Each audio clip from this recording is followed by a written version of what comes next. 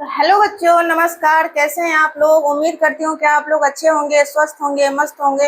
तो मैं रंजना यादव आप लोगों को स्वागत करती हूँ आपके अपने यूट्यूब चैनल टॉपर्स क्लासेस में। तो आज हम आप लोग को पढ़ाने जा रहे हैं 12th क्लास के होम साइंस का ऑब्जेक्टिव क्वेश्चन। तो आइए आप लोग के समक्ष मैं पहला क्वेश्चन कराने जा रही हूँ कि जीवन रक्षक हार्मोन किस ग्रंथि से स्रावित होती है। यानी कि आपके जीवन में जो रक्षा करने वाली हार्मोन है वो किस ग्रंथि से स्रावित होती है। तो वो है एंड्रीनल ग्रंथि। इसका सही आंसर हो जाएगा एंड्रीनल ग्रंथि। तो आइए हम प्रश्न संख्या 2 की ओर चलते हैं। निम्नलिखित में से कौन सी ग्रंथि इंसुलिन बनाती है? यानी कि आपके शरीर में जो इंसुलिन बनाने के कार्य करती है वो कौन सी ग्रंथि करती है? वो है अग्नाशय ग्रंथि। कौन सी ग्रंथि है? वो है अग्नाशय ग्रंथि। हम अग्नाशय ग्रंथि के बारे में कुछ आप लोगों को बताना चाह रहे हैं कि अगर आपसे एग्जाम में ये पूछ दिया जाए कि अग्नाशय ग्रंथि पाया कहाँ जाते हैं, यानी कि आपके शरीर में अग्नाशय ग्रंथि कहाँ पाया जाते हैं, तो आपके शरीर में अग्नाशय ग्रंथि पेट में पाए जाते हैं, जो पेट के ऊपरी और मध्य भाग में पाया जाता है। अगर हम इसकी लंबाई की बात करें तो इसकी लंबाई 15 सेंटीमीटर होती है और इसके इंच की बारे में बात करें तो 6 इंच में पाया जाता है। तो आइए हम प्रश्न संख्या 3 की ओर चलते हैं। और प्रश्न संख्या 3 क्या कह रहा है कि कौन सा हार्मोन हृदय की धड़कन को उत्तेजित करती है। यानी कि आपके शरीर में जो हार्मोन है, हृदय है, उसको धड़कन में यानी कि बढ़ाने की क्षमता उत्तेजित करने का कार्य करता है। तो वो है आपका, तो इसका सही आंसर है थायरोक्सिन। थायरोक्सिन क्या है? आपके शरीर में पाने वाले एक हार्मोन है, वो है थायरोक्सिन।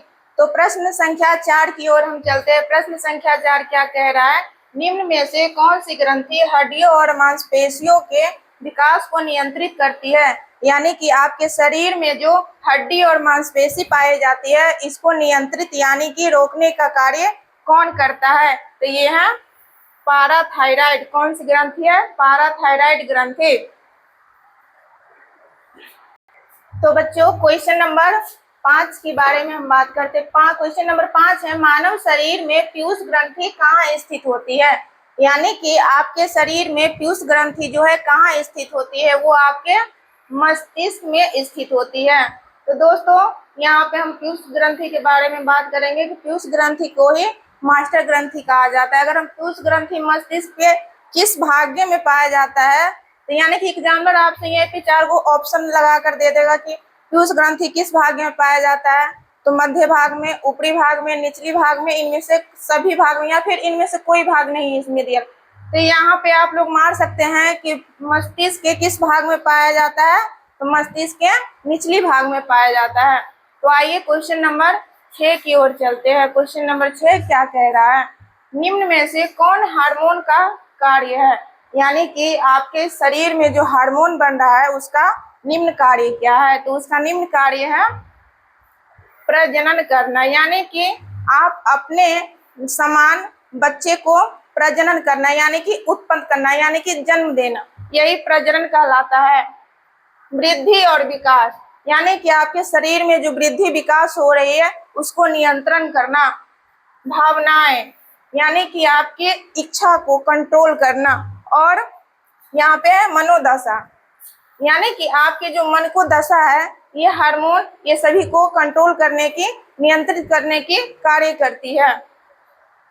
तो बच्चों क्वेश्चन नंबर 7 की ओर हम चलते हैं। क्वेश्चन नंबर क्या कह रहा है, आप लोग जरा ध्यान से सुनिएगा। मानव शरीर की सबसे बड़ी ग्रंथि क्या है? यानी कि कौन सी है? आपके शरीर में जो सबसे बड़ी ग्रंथि है वो कौन सी ग्रंथि है?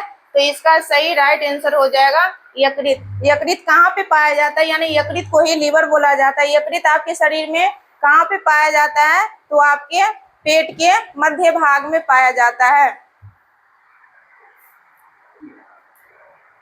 शुरू कर दिए।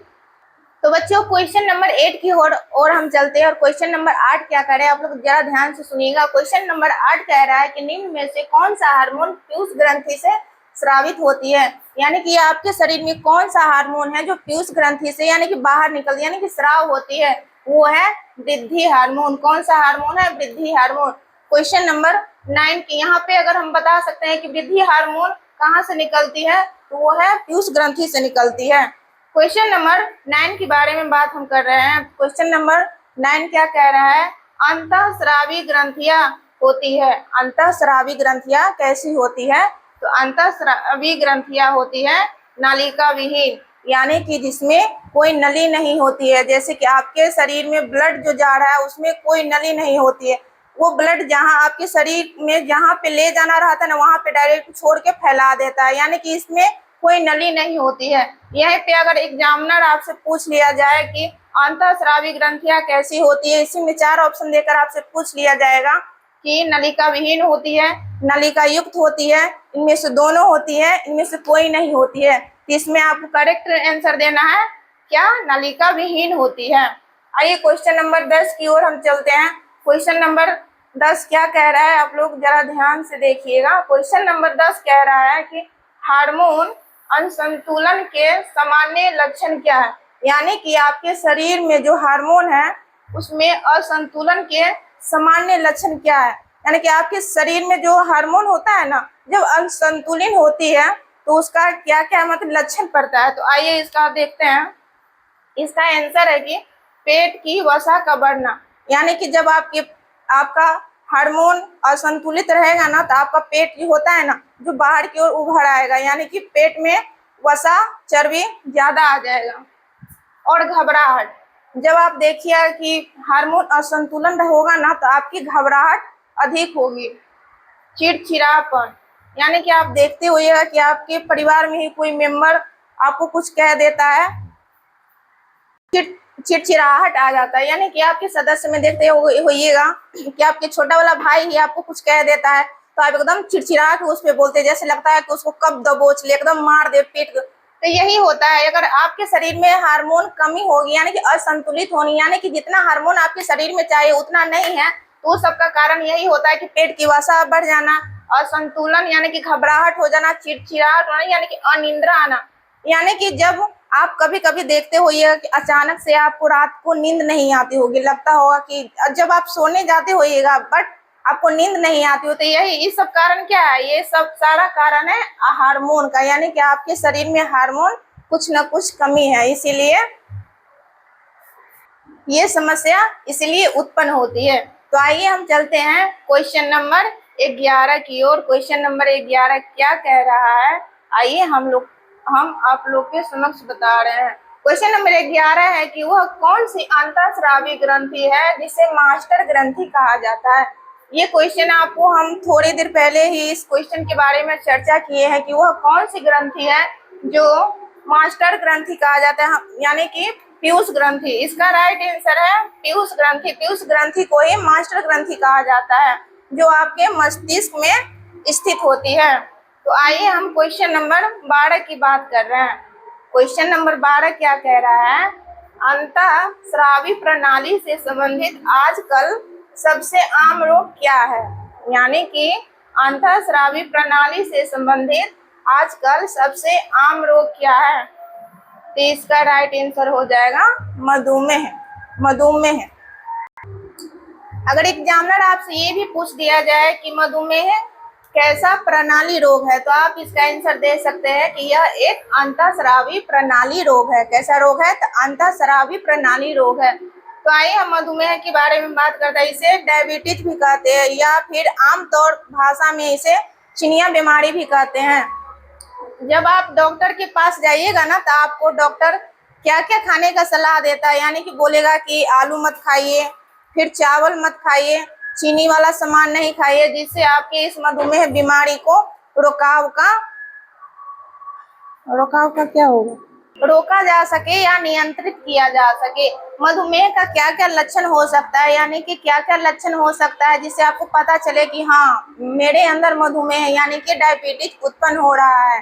तो इसका लक्षण है कि आप धीरे धीरे कमजोर पड़ते जाइएगा, यानी कि धीरे धीरे आपका जो वजन है ना वो कम पड़ते जाएगा, यानी कि बार बार आपको प्यास लगना, बार बार पेशाब आना, यानी कि ये जो आमतौर पे लक्षण है ये सब डायबिटीज का लक्षण है। तो आइए हम क्वेश्चन नंबर 13 की ओर चलते हैं। क्वेश्चन नंबर 13 क्या कह रहा है। क्वेश्चन नंबर 13 है, थायराइड ग्रंथि से निकलने वाला हार्मोन क्या कहलाता है। क्वेश्चन नंबर 13 क्या है, थायराइड ग्रंथि से निकलने वाला हार्मोन क्या कहलाता है। तो ये कहलाता है थायरोक्सिन। क्या कहलाता है, थायरोक्सिन। थायरोक्सिन कहाँ से निकलने वाला हार्मोन है। अगर आपसे एग्जामिनर घुमा फिरा कर क्वेश्चन पूछ देगा कि थायरोक्सिन कहाँ से निकलने वाला हार्मोन है, तो थायराइड ग्रंथि कहाँ से निकलने वाला है, तो थायराइड ग्रंथि से निकलने वाला हार्मोन है। तो बच्चों क्वेश्चन नंबर 14 के बारे में बात करेंगे। 14 नंबर क्वेश्चन क्या कह रहा है, मानव शरीर की सबसे बड़ी ग्रंथि निम्न में से कौन है। यानी कि आपके शरीर में जो सबसे बड़ी ग्रंथि वो कौन है, लीवर, यानी कि यकृत। यकृत आपके शरीर में कहाँ पाया जाता है, वो पेट के दाहिने भाग में पाया जाता है। तो आइए क्वेश्चन नंबर हम 15 की बात कर रहे हैं। क्वेश्चन नंबर 15 क्या कह रहा है, किस हार्मोन की कमी से घेंघा रोग उत्पन्न होता है।